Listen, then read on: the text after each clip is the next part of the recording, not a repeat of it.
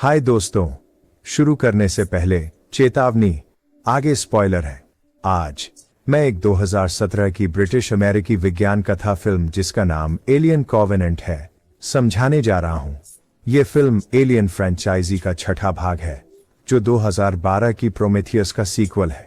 यदि आपने प्रोमेथियस नहीं देखा है और उसे देखना चाहते हैं तो आप विवरण में दी गई लिंक पर क्लिक कर सकते हैं, लेकिन चिंता न करें, आप बिना पिछली फिल्म देखे भी इस फिल्म को आसानी से समझ सकते हैं। सक्रिय होने के बाद एक मानव जैसे रोबोट डेविड का इंटरव्यू पीटर व्हेलन द्वारा लिया जाता है, जो दावा करते हैं कि वे उसके निर्माता और पिता हैं। डेविड एक बहुत बुद्धिमान रोबोट प्रतीत होता है क्योंकि वह अपने निर्माता द्वारा अनुरोधित पियानो गीत बजाने में सक्षम है। फिर व्हेलन कहते हैं कि एक दिन वे मानव जाति के निर्माता की खोज साथ में करेंगे। 2104 में प्रोमेथियस अभियान के कई साल बाद एक उपनिवेश अंतरिक्ष यान कॉवेनेंट ग्रह ऑरिग A6 की ओर अपने मार्ग पर है, जिसका आगमन समय लगभग 7 साल है। जहाज 2000 से अधिक उपनिवेशकों को हाइपरस्लीप में और 1000 से अधिक मानव भ्रूणों को ले जा रहा है। जब जहाज के लिए जिम्मेदार उन्नत एंड्रॉयड रोबोट डेविड वॉल्टर ऊर्जा ग्रिड को रिचार्ज करने का प्रयास कर रहा था, तभी पोत को अचानक पास के तारा प्रज्वलन से एक न्यूट्रिनो धमाका लग जाता है, जिससे ग्रिड को बड़ा नुकसान होता है और बोर्ड पर कई जगह आग लग जाती है। यह घटना वॉल्टर को हाइपरस्लीप से इमरजेंसी क्रू पुनर्जीवन शुरू करने के लिए मजबूर करती है, जिससे जहाज के 15 चालक दल के सदस्य जाग जाते हैं। लेकिन दुर्भाग्यवश कप्तान ब्रैंसन को उनका क्रायोट्यूब न खुल पाने के कारण आग में जलकर मौत हो जाती है। बचे हुए क्रू आपदा को नियंत्रित करने में सफल होते हैं। डेनियल्स वह क्रू है जो सबसे अधिक खोई हुई महसूस करती है, क्योंकि ब्रैंसन उसका प्रेमी था। क्रिस सोरेम को जहाज का कप्तान नियुक्त किया गया है और हर निर्णय के लिए जिम्मेदार बनाया गया है। वह बताते हैं कि उन्होंने पिछले हादसे के कारण 47 उपनिवेशकों और 16 भ्रूण खो दिए हैं। फिर क्रिस वॉल्टर को आदेश देते हैं कि वह घटना को समझने के लिए एक विश्लेषण करे, लेकिन वॉल्टर जवाब देता है कि यह एक यादृच्छिक स्थानीय घटना थी जिसका पता लगाना असंभव है। कई वार्तालापों के बाद, जो भाग्य और दृढ़ संकल्प पर थे, दल जहाज की मरम्मत शुरू करता है। डेनियल्स और वॉल्टर टेराफॉर्मिंग बे की जांच करते हैं, जबकि टेनेसी और एक दल जहाज के बाहर जाकर बाहरी मरम्मत करते हैं। वे ट्रैक पर आगे बढ़ने और जहाज की शक्ति को फिर से सक्रिय करने में सफल होते हैं।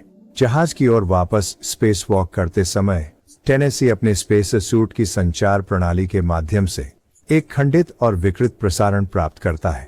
फिर बोर्ड संदेश का विश्लेषण करता है और क्रू छवि में एक अज्ञात मानव को एक क्लासिक रॉक बैंड का गाना गुनगुनाते हुए पहचानने में सक्षम होते हैं। उन्होंने अवैध प्रसारण का स्रोत पता लगा लिया, यह खोजते हुए कि यह एक पास के ग्रह से आया था जो मानव निवास के लिए बहुत उपयुक्त है, यहाँ तक कि उनके लक्ष्य ग्रह ऑरिग A6 की तुलना में भी बेहतर है।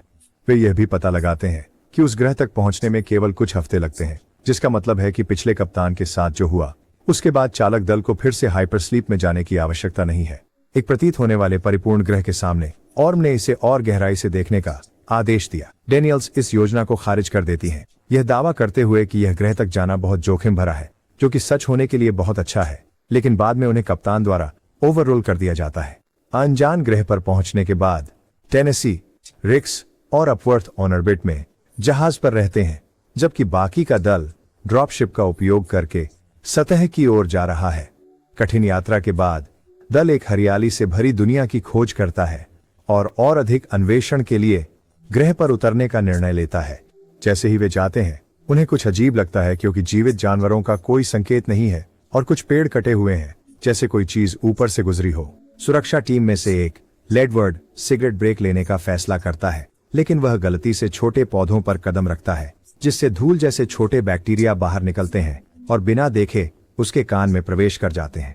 वहां से दल अन्वेषण जारी रखता है और उन्हें एक दुर्घटनाग्रस्त सी आकार का इंजीनियर जहाज मिलता है, जहां उन्हें शॉ का एक टैग मिलता है। साथ ही उन्हें उस ट्रांसमिशन का स्रोत भी मिलता है जो उन्हें पहले मिला था।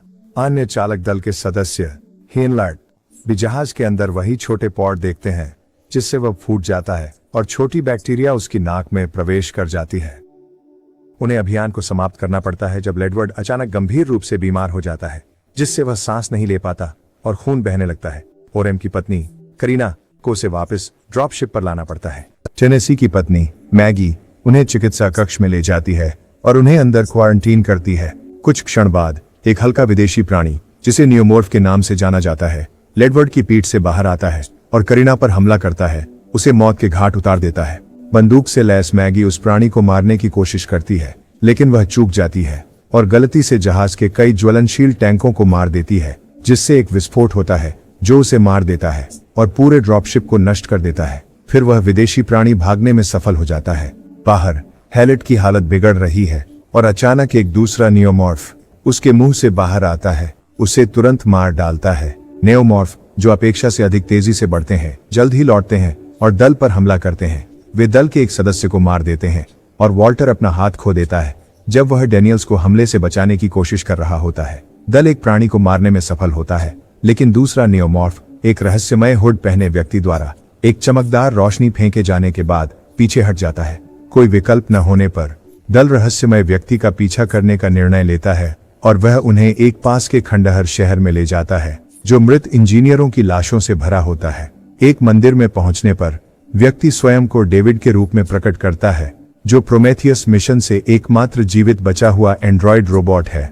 वह फिर बताते हैं कि शॉ और वे इंजीनियर जहाज के साथ 10 वर्ष पहले इस ग्रह पर आए थे, लेकिन जब वे पहुंचे तो हथियार युक्त काले तरल से भरा कार्गो गलती से पूरे शहर में फैल गया, जिससे ग्रह की पूरी जनसंख्या संक्रमित हो गई और ढेर हो गई।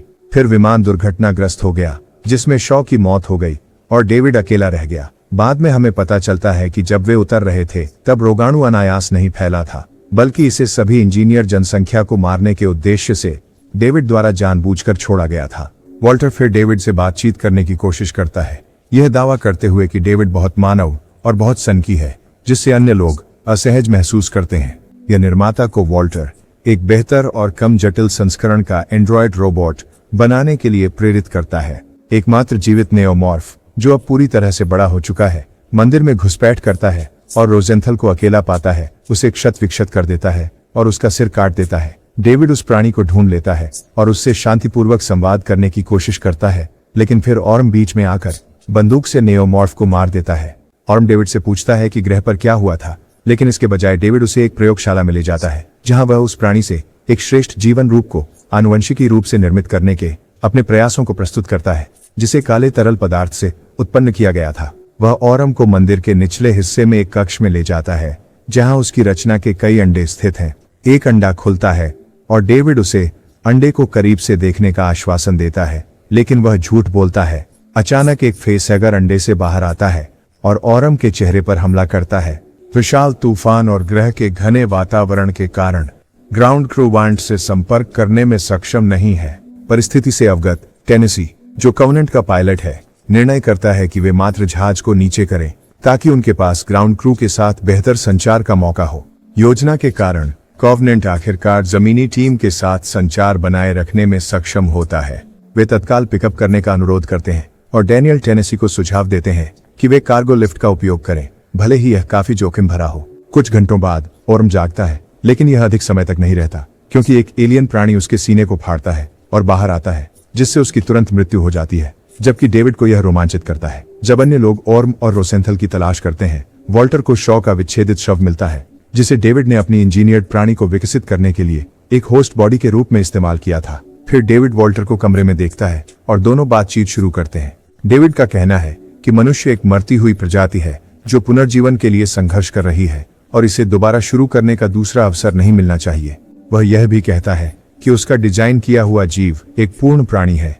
जब वॉल्टर इस बात से असहमत होते हैं और कहते हैं कि वह डेविड को वहां से जाने नहीं देंगे, तो डेविड वॉल्टर की गर्दन पर वार करता है और उसे जमीन पर पीड़ा में छोड़ देता है। इस बीच सार्जेंट लोपे पर फेसहगर द्वारा हमला किया जाता है, जबकि क्रू ऑनरम को ढूंढ रही है। कोल उसे बचाने में कामयाब हो जाता है उसे काटकर, लेकिन प्राणी से निकले तरल के कारण लोपे के चेहरे पर जलन होती है। दुर्भाग्यवश कोल को अचानक एक पूरी तरह विकसित काले एलियन, जिसे प्रोटोमॉर्फ कहा जाता है, मार देता है, जबकि लोपे बच निकलता है। मंदिर के एक अन्य कमरे में डेविड डैनियल्स का सामना करता है, सही अनुमान लगाते हुए कि शॉ की मृत्यु दुर्घटना के कारण नहीं हुई थी। वह फिर पुष्टि करता है कि उसने शॉ की हत्या अपने प्रयोगों के दौरान की।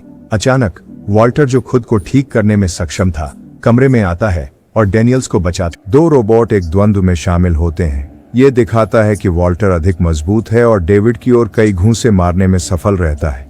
डेनियल्स लोपे से मिलती है और वे मंदिर से बच निकलने में सफल होते हैं। जहाज के माल ढोने वाले स्लेज के साथ टेनेसी द्वारा उठाए जाने का इंतजार करते हैं। बचे हुए चालक दल कार्गो जहाज में प्रवेश करने में सफल होते हैं, लेकिन वे बिना ध्यान दिए प्रोटोमॉर्फ द्वारा पीछा किए जाते हैं। डेनियल अकेले उड़ते यान के बोर्ड पर जीव से लड़ती है जब तक कि वह उसे जहाज के दूरस्थ क्रेन में कुचल कर मार नहीं देती। कवेनेंट पर लौटने पर बचे हुए दल के सदस्य खुद को फिर से हाइपरस्लीप में जाने के लिए तैयार कर रहे हैं। हालांकि डेनियल और टेनेसी अचानक देखते हैं कि लोप के शरीर से निकला दूसरा प्रोटोमॉर्फ भाग गया है और शावर में रिक्स और अपवर्थ की ओर भाग रहा है। उन्हें तुरंत मार डालता है। सौभाग्यवश वे वॉल्टर की सहायता और मार्गदर्शन से एलियन को टेराफॉर्मिंग बे तक लाने में सफल होते हैं। डेनियल्स प्राणी को एक वाहन में फंसा देता है और वॉल्टर को दरवाजा खोलने का आदेश देता है, जिससे वायु परिशोषण होता है और सब कुछ अंतरिक्ष में खिंच जाता है। प्रोटोमॉर्फ भागने में सफल होता है और डेनियल्स पर हमला करने की कोशिश करता है, लेकिन फिर एक अन्य वाहन द्वारा घातक रूप से घायल हो जाता है और वे इसे कॉवेनेंट से बाहर भेजने में सफल होते हैं। जैसे ही वे हाइपरस्लीप में लौटते हैं, डेनियल्स वॉल्टर को ब्रैनसन के बारे में याद दिलाती है, जिसने केबिन बनाने की योजना बनाई थी, लेकिन एंड्रॉयड रोबोट को ऐसा लगता है कि उसे याद नहीं है कि वह क्या कह रही है। फिर उसे एहसास होता है कि वास्तव में डेविड ने जानबूझकर अपना हाथ काट लिया था और अपना चेहरा झुलसा लिया था ताकि वह क्रू को धोखा दे सके। डेनियल्स व्यर्थ में चिल्लाती है जब डेविड उसके पॉड को सक्रिय करता है और उसे हाइपरस्लीप स्थिति में भेज देता है। अब जहाज में अकेले डेविड एक खाड़ी में प्रवेश करता है जो उपनिवेशवादियों से भरी होती है और दो छोटे फेसहैगर भ्रूणों को उगलता है। उन्हें मानव भ्रूणों के बगल में ठंडे भंडारण में रख देता है। फिल्म के अंत में वह वॉल्टर के रूप में एक लॉग रिकॉर्ड करता है, यह दावा करते हुए कि सभी चालक दल के सदस्य हेनेसी और डेनियल्स को छोड़कर न्यूट्रिनो ब्लास्ट द्वारा मारे गए हैं और जहाज अभी भी A6 की ओर जा रही है। देखने के लिए धन्यवाद।